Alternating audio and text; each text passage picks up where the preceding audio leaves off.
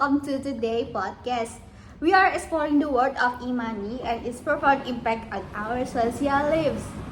Today, we are joined by Cynthia, a digital finance expert, and Naufal, who will be diving into some of the more controversial aspects of e-money with Cynthia. Thank you both for being here. Thank you, Nindi. I'm glad to be here. Thank you, Cynthia. Let's get into it. Cynthia, could you start by explaining why e-money has gained so much popularity recently? Absolutely, Novel. The rapid growth of e-money due to convenience it offers. With smartphone and internet access, people can complete transactions in seconds. There's no need for cash, and it allows for a seamless experience when paying for goods, splitting bills, or even sending money abroad. I get that, but don't you think this convenience has made people a little too casual about their spending? What physical cash? You feel the money leaving your hand, which often makes people more mindful about spending. That's a fair point. Digital payments can make spending feel almost invisible, and that's why some people do tend to overspend. However, financial literacy can help address this. Learning how to manage money responsibly is the key to using e-money wisely.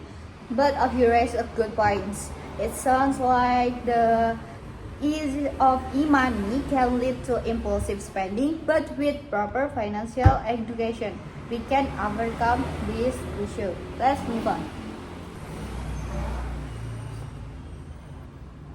I get that, but don't you think this convenience has made people a little too casual about their spending?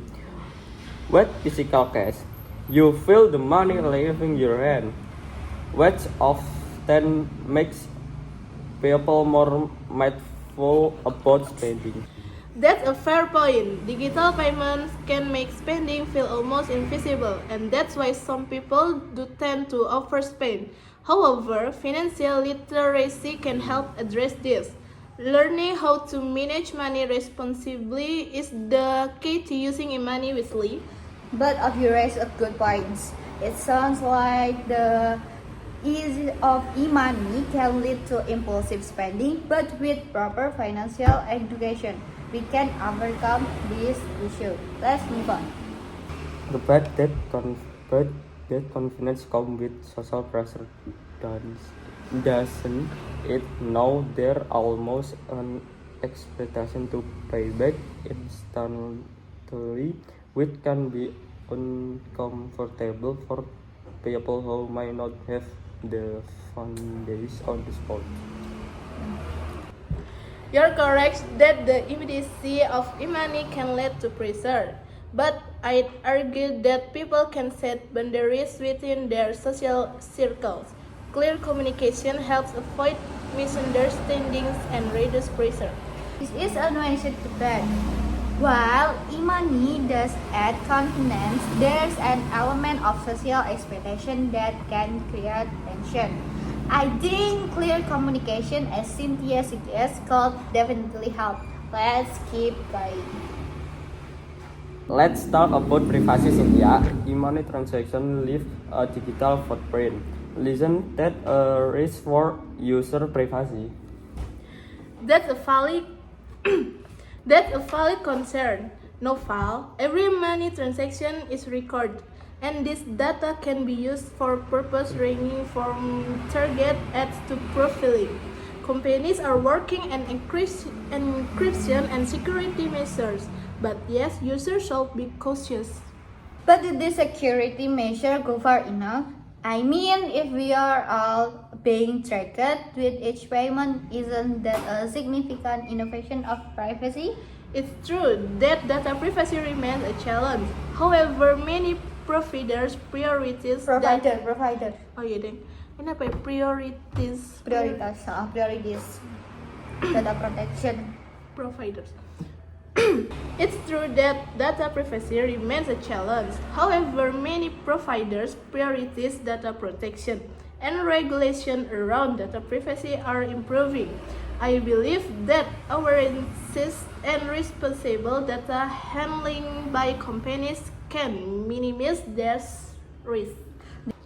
But these security measures go far enough.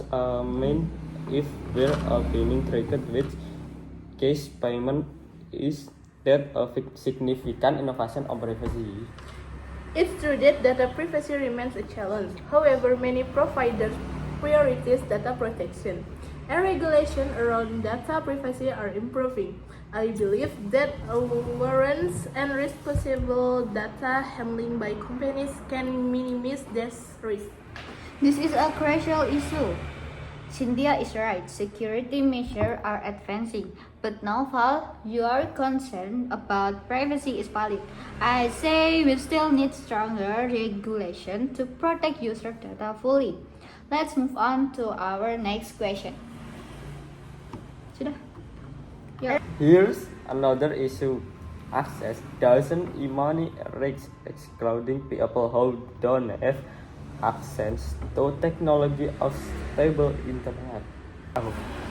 Yes, that's a legitimate concern. People without smartphone or internet access can be left out of the digital economy, which widens the gap between those with and without access to technology. Governments and organizations need to address this by promoting digital inclusion.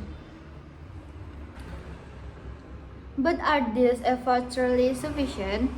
The pace of e-money adoption seems to be outpacing this initiative. Many communities. But are these efforts really sufficient? The pace of e-money adoption seems to be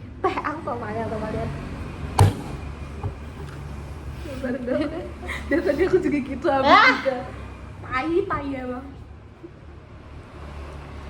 But are these efforts truly sufficient? The pace of e-money adoption seems to be outpacing these initiatives. Many communities may end up marginalized because they lack access to technology. You're right, the digital divide is a challenge, but there are efforts to bridge this gap, like programs that provide affordable technology and internet access. Will there's more work to be done? I believe these initiatives are steps in the right direction. Digital inclusion is critical if e-money is going to serve everyone.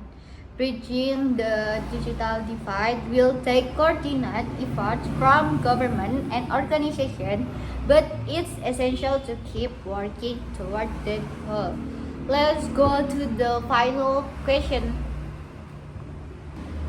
Finally, Cynthia, looking into the future, how do you see e-money impacting our social lives in the next decade? I think e-money will only grow in prominence, with advancements like biometric and voice-enabled payments making transactions even more seamless. This could further transform how we interact financially, but we'll need to adapt our social norms around digital transactions to keep up. But are we prepared for that kind of change? It seems like e-money is evolving faster than we are prepared to manage its social consequences, like privacy issues and social pressure. That's a valid concern, and I agree we should proceed carefully. Innovation is exciting, but we need to balance it with safeguards. If we can put user protection, accessibility, and privacy at the forefront, I think we'll be ready for a future where a mini is fully integrated into our lives. That's great! Not to end on. E-money is here to stay, but we have to be mindful of both its benefits and its challenges. Moving forward, balancing innovation with social responsibility will be key to ensuring e-money positive impact on society. Thank you, Cynthia and Naufal, For such an engaging discussion, it's clear that e-money is more than just a convenience. It's transforming the way we live, interact, and even think about privacy and inclusion. As we embrace this digital shift, it's crucial to ensure that e-money benefits everyone fairly and responsibly. Thank you to our listener for tuning in, and until next time. Thank you, Nindya and Noval. It's been a pleasure. Okay. Thanks everyone.